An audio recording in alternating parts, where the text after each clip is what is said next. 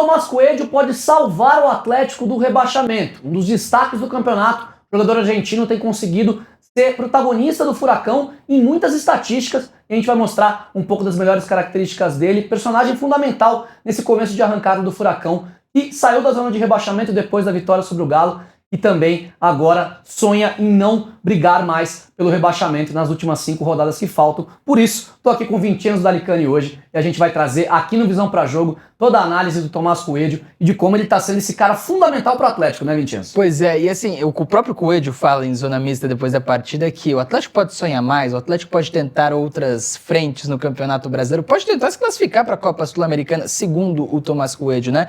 E é muito pelo desempenho dele, tá? Que o Atlético tem chance de escapar do rebaixamento. Fez muita coisa errada nesse ano, mas pelo desempenho do Coelho, o Atlético tem muita chance. Por quê? Tá na tela aqui, números deixa eu só explicar. Muito importantes, cara. Entre meias e pontas do Campeonato Brasileiro, dados da nossa parceira Olha Promete, lá daquela plataforma espetacular que é a 23, utilizada inclusive por muitos times de futebol pelo mundo e pelo pessoal da Sky Sports, inclusive. Exatamente. Utiliza a plataforma da 23 e nos mostra como o Coelho tem sido fundamental. Ele é o segundo jogador com mais assistências no Brasileirão. Atrás só do tem Estevão, 7. Tá? Verdade. Só atrás do Estevão. O Estevão e o Garro, né? Que tem 8, são os líderes. E o Coelho é o segundo colocado. Aí assistências esperadas. Ele poderia ter dado 9,39, né? São os passes que poderiam ter virado gols, né? Ele quase dobra o Estevão em assistências esperadas. Porque o Estevão tem menos assistências esperadas, mas os jogadores do Palmeiras são mais letais frente a frente com o goleiro.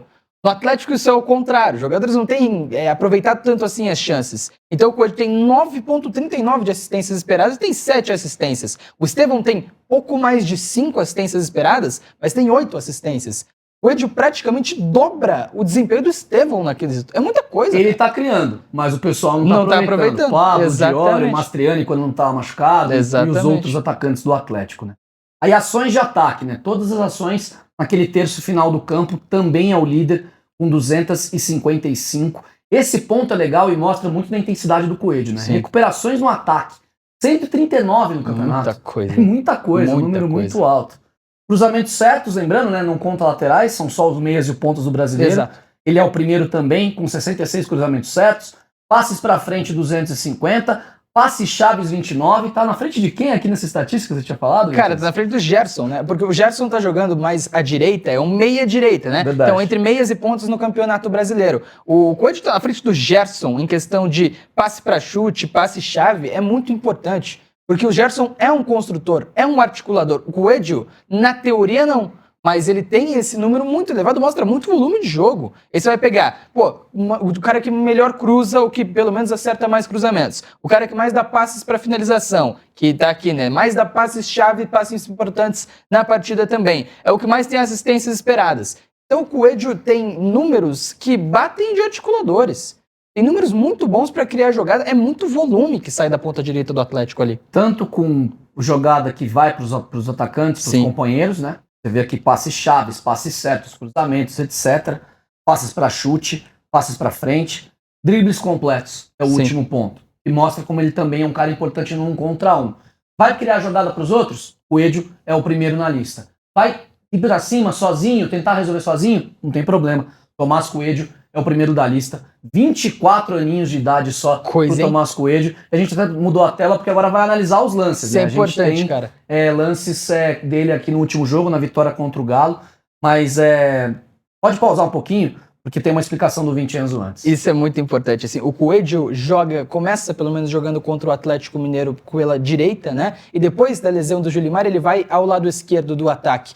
E a coisa muda, mas nem tanto. Porque a mesma jogada repetida pelo Atlético gera um lance de perigo num lance e gera o gol do Tomás Coelho no outro lance. O que a gente dá pra ver por aqui? O Lucas Belezi tem a bola, né? O zagueiro pelo lado direito. O Thiago Heleno tá como esse líbero, esse zagueiro pelo centro. E você tem o Lucas Esquivel como um zagueiro pela esquerda num esquema 3+1, que é o Gabriel por aqui. À frente do Gabriel, encontra o Eric, encontra o Coelho encontra o Nicão também, com o Julimar aberto fora do frame e o Pablo na referência do ataque fora do frame, além do Léo Godoy que tá aqui embaixo, tá? A bola vai ser quebrada, a linha do Atlético Mineiro vai ser quebrada pelo Lucas Belezi e vai encontrar o Coelho posicionado. Dá pra gente dar o play no lance nesse momento. O Coelho domina, ele consegue fazer o drible na marcação e o Godoy vai fazer um movimento de ultrapassagem. Mas pausa aí pra mim, por favor, Gui, porque tem dois movimentos nessa jogada. A ultrapassagem do Godoy para receber e a infiltração do Eric.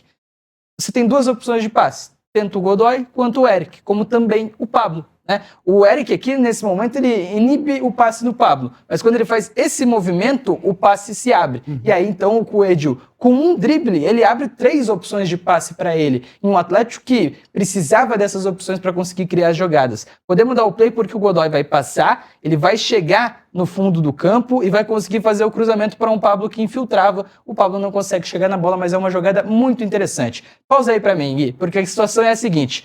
No gol do Atlético, o lance seguinte em que essa jogada igual acontece, tá? Nesse momento, o Belezi tem a bola, vocês vão ver que o Gabriel vai se tornar esse líbero, né, esse jogador pelo meio, e o Thiago Heleno vai ser zagueiro pelo lado direito.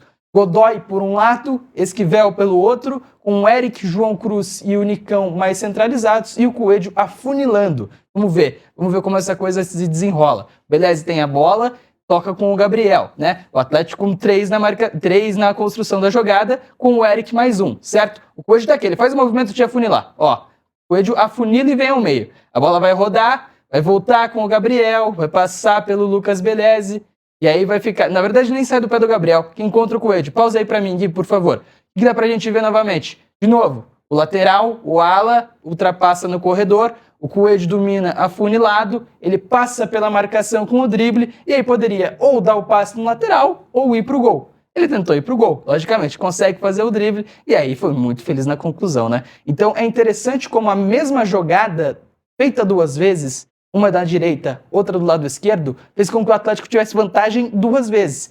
E o melhor ponto dessa jogada, o Atlético tinha uma linha com 4, 2 volantes e 4 atacantes como regra nesse jogo contra o Atlético Mineiro. Então as 2 jogadas foram variações da tática inicial, em que o Gabriel, em uma, se tornou líbero com os 2 zagueiros e os laterais subiram.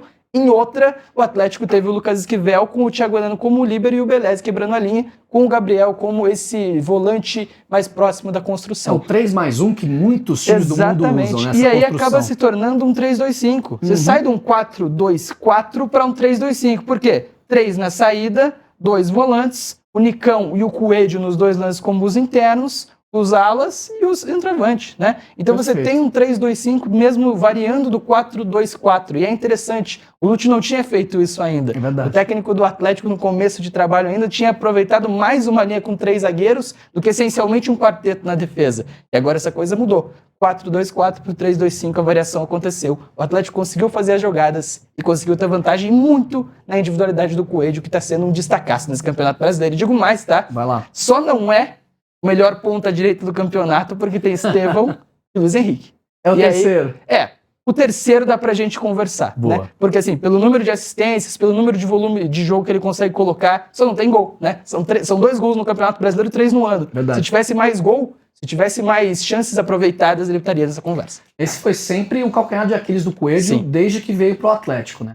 A grande questão é que, em outros aspectos, mesmo com times que mudaram muito de filosofia e muito de treinador, né, nesse ano, que é o caso do Atlético Paranaense, o Coelho consegue se destacar em vários quesitos, como a gente Sim. mostrou, e contra jogadores do calibre de Gerson, Luiz Henrique, Estevão, como a gente mostrou nos dados cedidos, claro, pelo nosso parceiro Prometrics, que sempre traz tudo pra gente, toda essa estrutura que a gente traz aqui no Visão pra Jogo, eles conseguem trazer, não à toa, né? São a inteligência que muda o futebol. Esse aqui foi o quadro Visão pra Jogo, em que a gente traz análises do seu clube, dos jogadores que jogam aqui no futebol brasileiro e também, claro, no futebol mundial. Se você tem alguma sugestão de análise, você deixa uma mensagem aqui nesse vídeo que a gente vai trazer com certeza análise pra você. Visão pra Jogo tá só começando, a gente tá só esquentando os motores, porque vem mercado, vem muita novidade por aí. E a gente vai trazer conteúdo bem especial de futebol pra vocês. Esperamos você no próximo vídeo aqui para acompanhar o trabalho do Visão pra Jogo na OWTV. Valeu, gente. Grande abraço. Valeu.